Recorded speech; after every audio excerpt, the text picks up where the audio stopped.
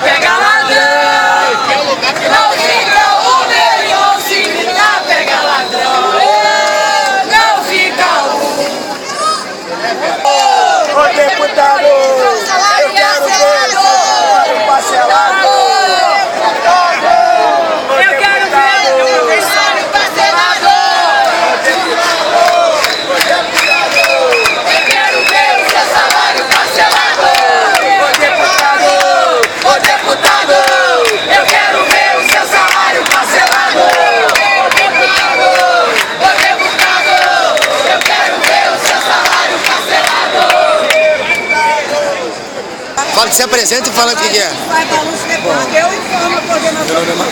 Meu nome é Marcelo, eu sou professor da rede estadual e também faço parte da coordenação geral do sindicato. Hoje, lamentavelmente, a gente está vendo mais uma truculência do governo PMDB contra os servidores.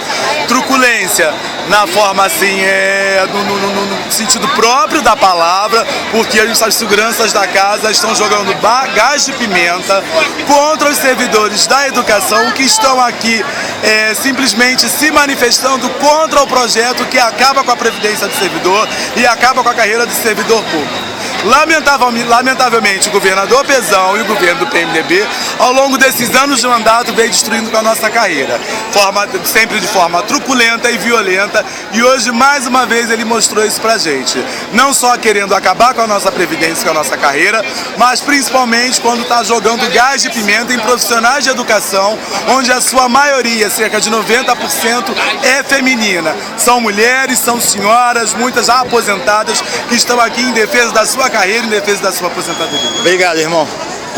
Nós aprovamos essa... Se apresenta primeiro. Sou Geza, uma das diretoras do CEP, da Secretaria de Imprensa e Comunicação. Nós estamos numa greve muito forte, né? O conjunto da nossa pauta, além da defesa dos serviços públicos, de um modo geral, da educação pública, da saúde. E também contra o parcelamento do salário, contra o que aconteceu de parcelar o 13º, com melhores condições de trabalho.